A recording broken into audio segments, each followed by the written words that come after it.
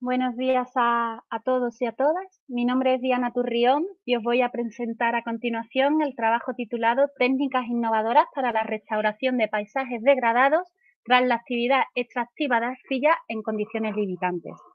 Este trabajo se enmarca en el proyecto Lifetime Mine, para el cual trabajo actualmente como parte del equipo de la Fundación CEAM. El objetivo principal de este proyecto es, porque es vigente actualmente, es testar la viabilidad y la idoneidad de técnicas novedosas dentro del ámbito de la restauración de minas, además de contribuir de alguna manera a la sostenibilidad desde un punto de vista que integre el medio ambiente, la sociedad y la economía local. ¿Por qué surge Testmine o de dónde surge Testmine? Pues bien, surge de una realidad que es eh, muy detectable por todos y por todas, y es la que existe tras el cese minero o tras una explotación. Además del impacto paisajístico que se nos puede venir a la cabeza, existe una serie de problemas asociados a la creación a menudo de ambientes hostiles y que perduran en el tiempo. Problemas como frentes verticales muy inestables o acopios de materiales estériles, que en ocasiones son de naturaleza arcillosa, creando una capa impermeable, hacen que no se pueda desarrollar la vida en estos ecosistemas, en estos sistemas, digamos. Um, si a todo ello, además, le sumamos unas condiciones climáticas secas, como pueden ser las del clima mediterráneo, pues, que se caracterizan por sequías prolongadas con eventos de lluvias torrenciales, pues digamos que los procesos erosivos están garantizados. Tradicionalmente se han realizado numerosos esfuerzos en recuperar estos sitios, estas zonas altamente degradadas, y han tenido que lidiar con dificultades.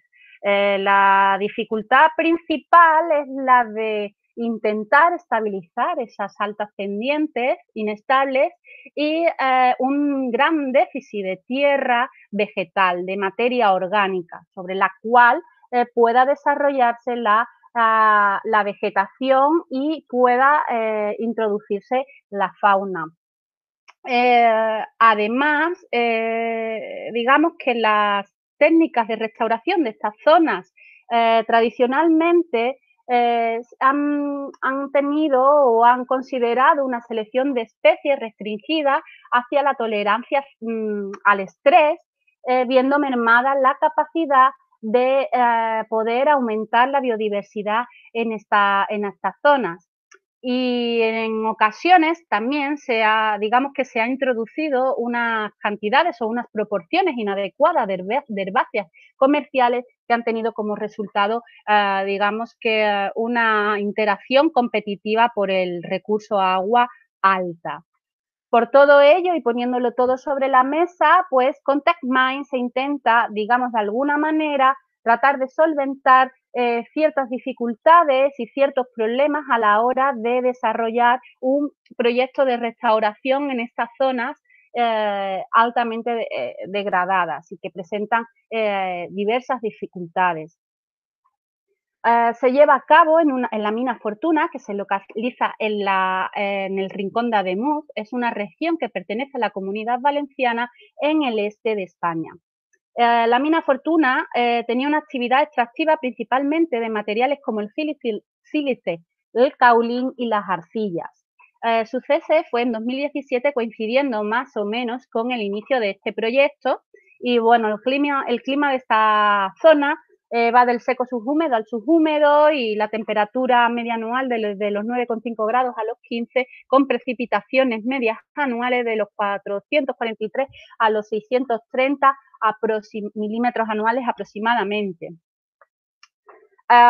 El diseño del proceso de restauración a grandes rasgos abarcaba una serie de etapas. Una primera etapa fue la selección de las zonas de referencia, zonas naturales de alto valor ecológico colindantes a las zonas restauradas, sirvieron de zonas de referencia para realizar la posterior restauración ecológica. En una primera fase de la restauración fue recuperar la geomorfología, una restauración geomorfológica, perdón, que asentó las bases para poder llevar a cabo una segunda fase de restauración forestal.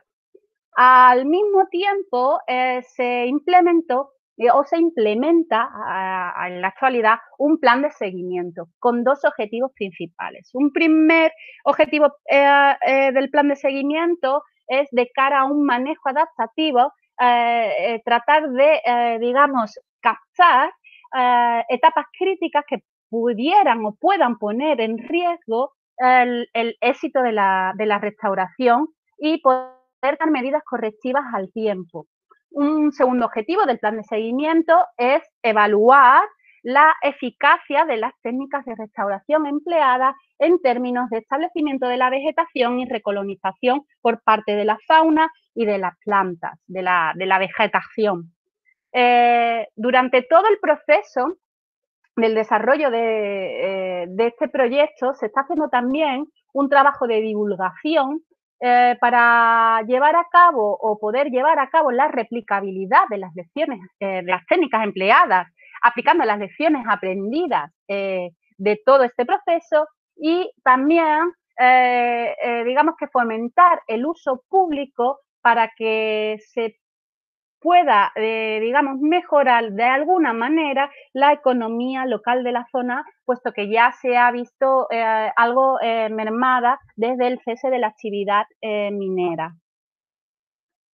En cuanto a la restauración geomorfológica, se llevó a cabo por el método GeoFlu a través del software Natural Red Gray, que trata de recuperar la geomorfología y la dinámica hidrológica del lugar. Para ello se necesitan parámetros del entorno natural del sitio a restaurar, parámetros del tipo topográfico, o condicionantes del lugar que son tomados y asistidos por ordenador para realizar una serie de diseños geomorfológicos de la zona restaurar.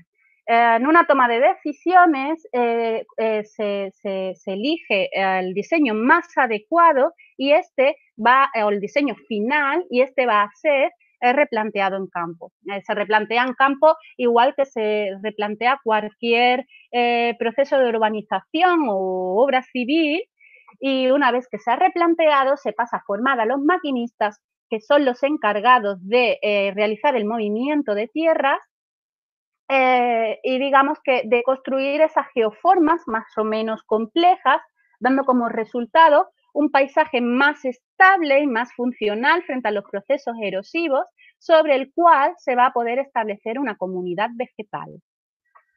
En cuanto a la estrategia de reforestación, de restauración forestal, sigue unas determinadas fases. Una primera fase fue la identificación de unidades de restauración, atendiendo a las condiciones fisiográficas del lugar, básicamente a pendientes y orientaciones, y se seleccionaron una serie de unidades sobre las cuales se iba a actuar.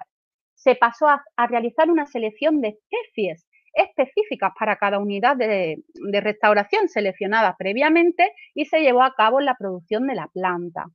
También se diseñaron y se aplicaron técnicas que consistían o tenían como objetivo principal estabilizar la superficie del sustrato y también, digamos que aumentar la eficiencia en el uso del factor limitante, que en este caso era el agua. De modo que la selección de especies fue llevada o fue basada en experiencias previas por parte de la Fundación CEAM. La vegetación presente en las áreas naturales colindantes a las zonas restauradas, se tuvo en cuenta la vegetación que había alrededor de la mina, y que ya digo que son bosques y parques naturales de alto valor ecológico, y también se tuvo en cuenta los hábitats descritos como hábitats prioritarios en la red Natura 2000. De tal modo que se diseñó una combinación de especies y de hábitats específicas para cada unidad de restauración. Finalmente, 1 o 2 años antes de introducir la planta, de realizar la plantación, se llevó un proceso de producción de planta en vivero. Las plantas fueron acondicionadas a sequía mediante condiciones controladas y en la última etapa de producción de plantas, toda la planta se trasladó a un vivero cercano a la zona a restaurar para un acondicionamiento a las bajas temperaturas características de esta zona.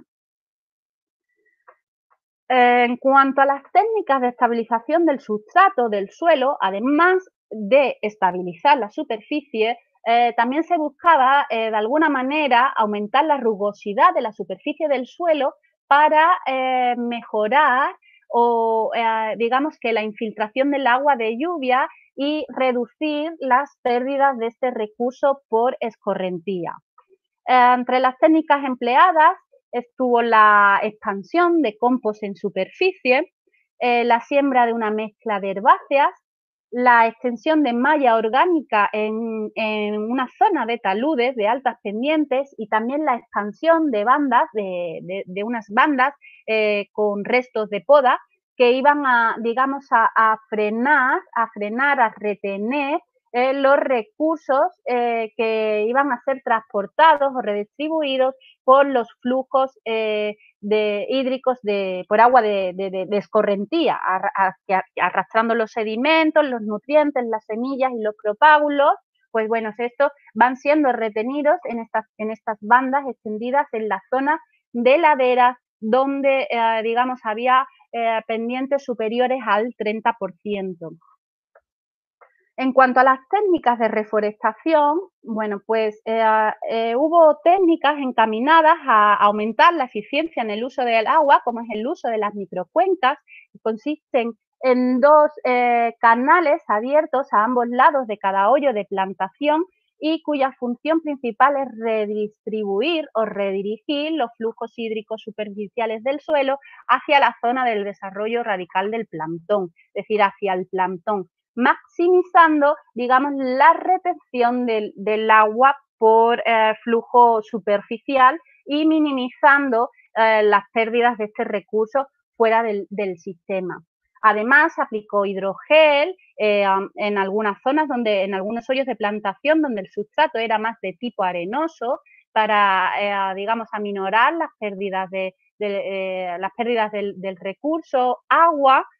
También se fertilizó el suelo mediante la adición de compost en hoyo, digamos que aumentando la capacidad, digamos, nutritiva o la fertilidad del suelo. Esos suelos son de materiales inertes, básicamente, y un aporte de materia orgánica, pues, tiene unos efectos bastante positivos sobre la supervivencia y al crecimiento de los plantones, como veremos a continuación.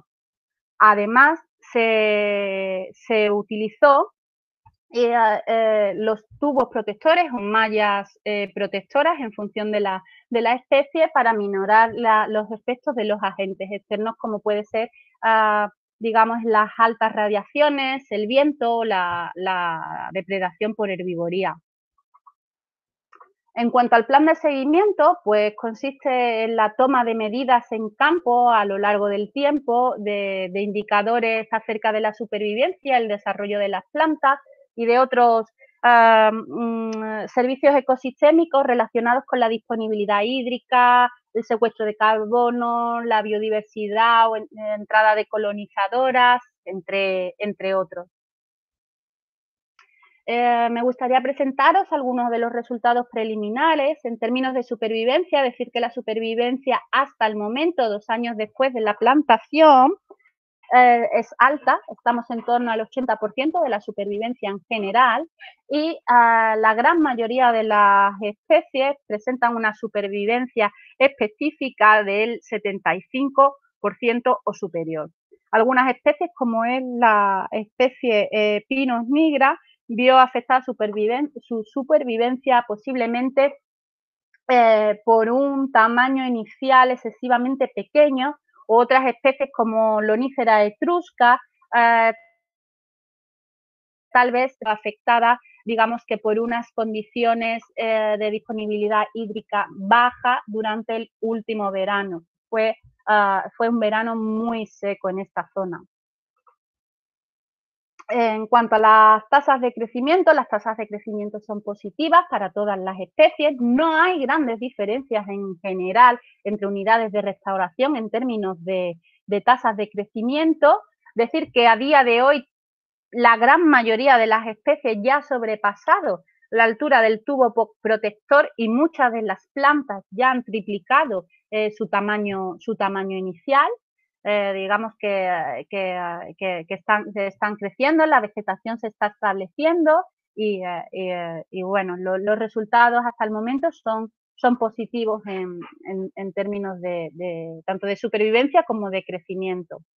En cuanto al efecto de las siembras que se realizó en toda la superficie restaurada, decir que también hay un efecto positivo de la siembra, que hubo un recubrimiento efectivo tan solo un año después de la siembra, que junto a un material depositado que se utilizó para remodelar parte de la zona restaurada, como es el coluvión, que aportó pedregosidad y estructura al suelo, que junto a la adición de compost en superficie y la hojarasca aportada por la vegetación presente, bueno, pues la apariencia de estos suelos, 2 años después de la restauración, digamos que ya es más de un tipo de suelo forestal. No olvidemos que estos suelos eran materiales estériles, donde no había absolutamente nada. También mediante inventarios florísticos que vamos realizando, estamos obteniendo números que nos indican la entrada de plantas de herbáceas de los alrededores por parte de especies colonizadoras y primavera tras primavera vamos viendo cómo los valores de los índices de diversidad están aumentando, por lo cual también estamos digamos, cuantificando de alguna manera esa diversidad funcional en el ecosistema.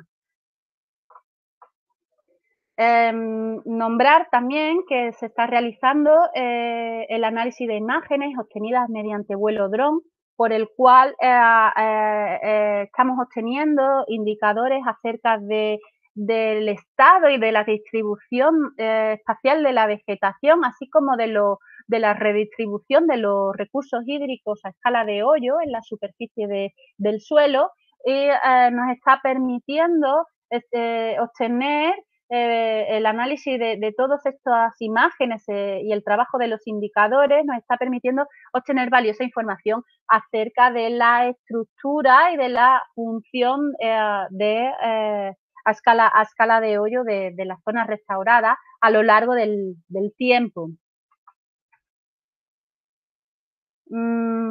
Por último, me gustaría enseñaros algunas de las fotos del antes y del después de algunas de las unidades de restauración de la zona. Estas dos primeras imágenes corresponden a lo que llamamos la plataforma. Si tomamos como referencia esta pinada que procede de una antigua reforestación que se llevó a cabo en la zona, en la foto de abajo, bueno, pues vemos como el cambio del paisaje es muy evidente, tanto en la geomorfología como en la revegetación. Esta imagen es de un año después de realizar la restauración y bueno, se aprecia el festoneado de la restauración geomorfológica y cómo la vegetación empezaba a verdear.